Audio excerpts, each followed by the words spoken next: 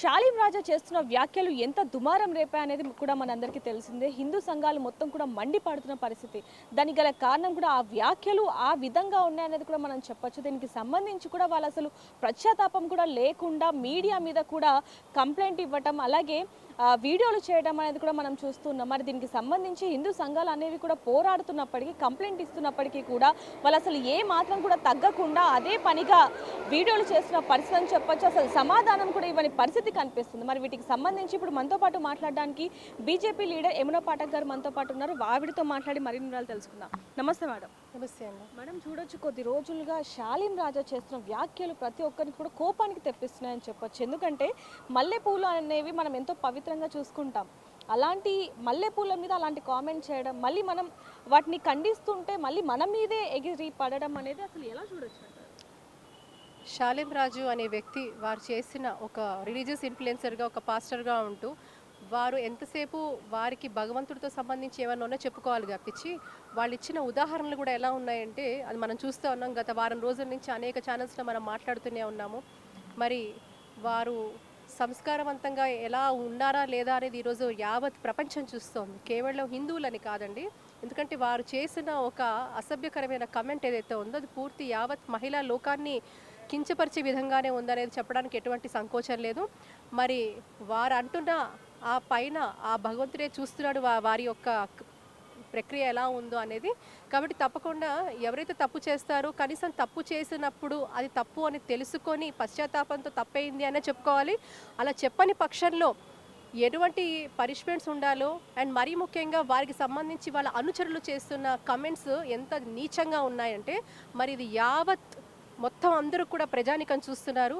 ఎంత దిగజారిపోయి ఎంతటి అసభ్యకరంగా వారు మహిళలని కూడా చూడకుండా వాళ్ళు చేస్తున్న కమెంట్స్కి తప్పకుండా లీగల్ భాషలోనే వాళ్ళకి సమాధానం ఎదురవుతుందని చెప్పడానికి ఎటువంటి సంకోచం లేదు దేవిక గారు. అయితే మేడం, మనం చూడొచ్చు బైబుల్ బోధించాల్సిన పాస్టర్ ఇలాంటి పదజాలం వాడుతూ ఉంటే అసలు ఎటు పోతుంది సమాజం అనుకోవాలి.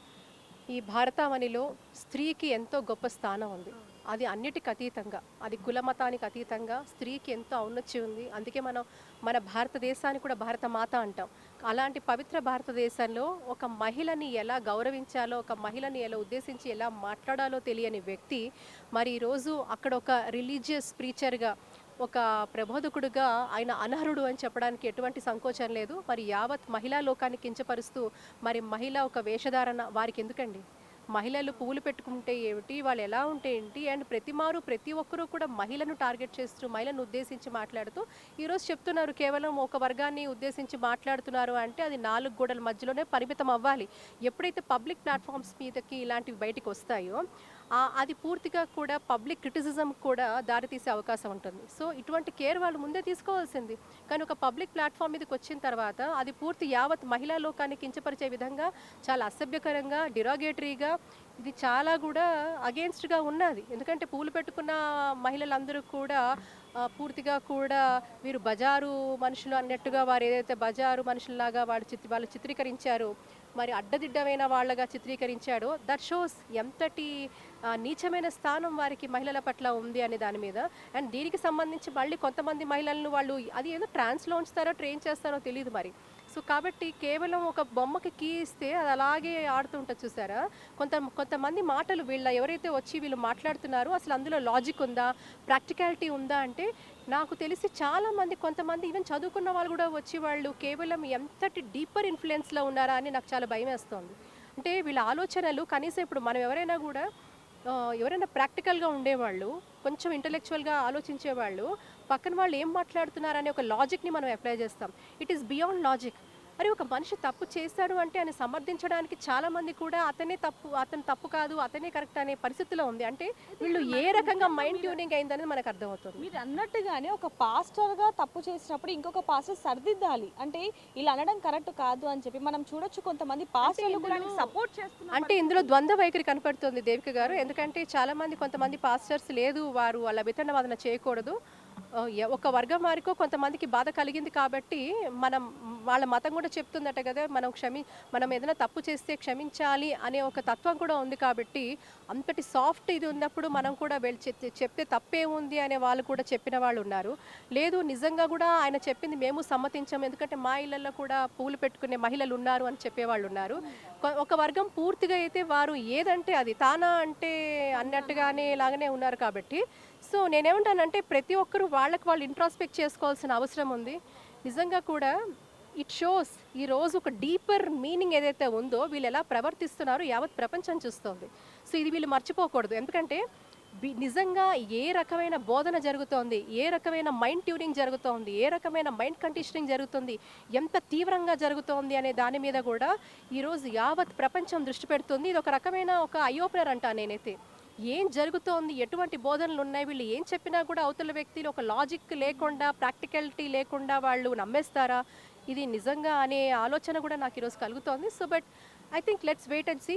ఇలా నిజంగా కూడా వారు ఏ బోధనలు చేసినా ఎవరికి అభ్యంతరం లేదు. యాజ్ లాంగ్ యాజ్ ఒక డెమోక్రటిక్ స్పిరిట్తో కాన్స్టిట్యూషనల్గా ఫ్రీడమ్ ఆఫ్ రిలీజన్ అందరికీ ఉంది, ప్రతి ఒక్కరికి ఉంది ఆ స్వేచ్ఛ పరిమితిలోనే మీరైనా నేనా ఎవరమైనా అది పాటించాల్సిన అవసరం ఉంది. ఆ సోషల్ ఫ్యాబ్రిక్ని దెబ్బతీసే విధంగా ఇప్పుడు ఇంతమంది ఒకరు కాదు రెండు కాదు అనేక మంది మహిళలు మనోభావాలు దెబ్బతింటున్నాయి. అలాగే చాలామంది కూడా మనోభావాలు దెబ్బతింటున్నాయి అన్నప్పుడు కనీసం వారు బయటకు వచ్చి ఒక క్షమాపణైనా చెప్పాల్సిన పరిస్థితి ఉంది. కాబట్టి కానీ ఆయనకు తప్పు అనిపించటం లేదు. సో వారు ఎంతటి మొండి వైఖరిలో ఉన్నారనేది కూడా మనకు అర్థమవుతుంది. సో ఇదొక్కటే కాదు, అసలు వీళ్ళ వైఖరి ఏమిటి, అసలు వీళ్ళు ఏం నేర్పిస్తున్నారు, నిజంగా కూడా వీళ్ళకి వారి యొక్క మతం మీద ఎటువంటి విశ్వాసం ఉంది, వీళ్ళు అసలు ఏం బోధిస్తున్నారు అనేది కూడా యావత్ ప్రపంచం ఈరోజు చూస్తోంది. కాబట్టి ఐ థింక్ ఈ నిదర్శనాలు చాలా అనుకుంటా. వీళ్ళ వైఖరి, వీళ్ళ ఆలోచనలు ఏ రకంగా ఉన్నాయి, మరి మహిళల పట్ల వీళ్ళ ఆలోచనలు ఏ రకంగా ఉన్నాయి. నేనైతే ఈరోజు మహిళల గురించే మాట్లాడుతున్నాను. నాకు ఏ మతంతోనూ సంబంధం లేదు. మతానికి అతీతంగా మహిళలు కించపరచబడ్డారు. ఇక్కడ మహిళలని వాళ్ళు డిరోగేటరీగా మాట్లాడారు. అండ్ అంతేకాదు వాళ్ళ అనుచరులు ఎవరైతే ఉన్నారో చాలా అసభ్యకరమైన పరిభాషతో వాళ్ళు వేస్తున్న పోస్టర్లు, మరి ఇదే పరిశుద్ధ ఆత్మలను ఆ భగవంతుడు క్షమిస్తాడా అని అడుగుతున్నాను. ఈరోజు అంటారు కదా పక్కన వాళ్ళు ఇలా ఉంటే మనం ఎలా ఉండాలి అని. కానీ సో ఆ పాస్టర్ యథారాజా తదా ప్రజలాగా వాళ్ళ పాస్టర్ గారు ఏం చెప్తున్నారు, వీళ్ళు కూడా అలాగే ఆడవాళ్ళని గౌరవించద్దు, ఆడవాళ్ళకి వాల్యూ లేదు, ఇలాంటి పూలు పెట్టుకున్న వాళ్ళంతా బజారు సంబంధికులు అన్నారు కదా.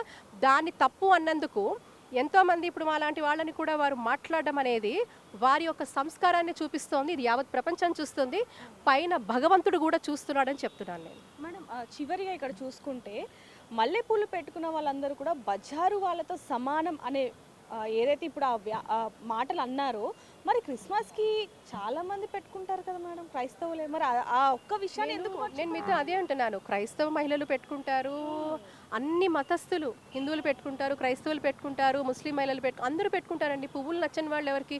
పువ్వులు చాలా శుభానికి చిహ్నం. శుభకార్యాలకి, అన్ని సత్కార్యాలకు భగవంతుడికి అర్పిస్తాం. మనం మరీ ముఖ్యంగా మన హైందవ ధర్మంలో భగవంతుడికి మనము అమ్మవారికి అర్పిస్తాం. ఎవరైనా కూడా చక్కగా గాజులు, పువ్వులు, కాటిక పెట్టుకుంటే మహాలక్ష్మిలా ఉందిరా అంటారు. కాబట్టి ఆ ఒక మహాలక్ష్మి తత్వాన్ని మనము అలవర్చే పరిస్థితిలో ఈరోజు దైవికంగా చూస్తాము, శుభప్రదంగా చూస్తాము, శుభానికి చిహ్నంగా చూస్తాము. అదే కాకుండా మానసిక కోణంలో కూడా మల్లెపూలు ఇలాంటి మంచి సుగంధ ద్రవ్యాలు ఏమైనా పువ్వులు ఉంటాయో అవన్నీ కూడా అవి చక్కటి కామింగ్ ఎఫెక్ట్ని మనకి బ్రెయిన్ మీద ఇస్తూ ఉంటుంది, మనని కామ్ చేస్తూ ఉంటుంది. సో ఇలాగా చాలా చాలా ఒక పాజిటివ్ ఎనర్జీ, పాజిటివిటీ ఉంటుంది.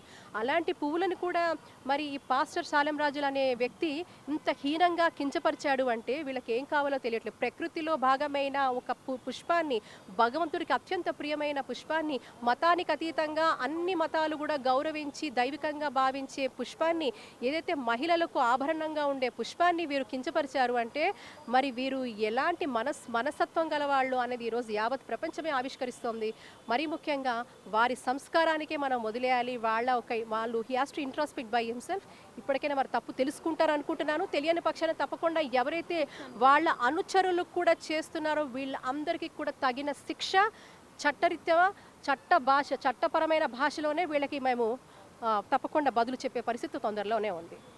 సో చూడొచ్చు శాలేం రాజా చేసిన వ్యాఖ్యలు మరి ఇప్పటికైనా తప్పు అని ఆయన ఒప్పుకుంటాడా, లేకపోతే ఇదే విధంగా ఆయన మళ్ళీ విరుచుక పడతారా అనేది కూడా ఆయనకే వదిలేస్తున్నామని చెప్పొచ్చు. ఎందుకంటే ఆయన కనుక మేము చేసిన తప్పుడు వ్యాఖ్యలు అని ఒప్పుకోకపోతే కనుక ఖచ్చితంగా శిక్ష అనుభవిస్తారా అనేది మాత్రం క్లియర్గా తెలుస్తుందని చెప్పొచ్చు. మరిన్ని వార్తల కోసం చూస్తూనే ఉండండి బిగ్ టీవీ.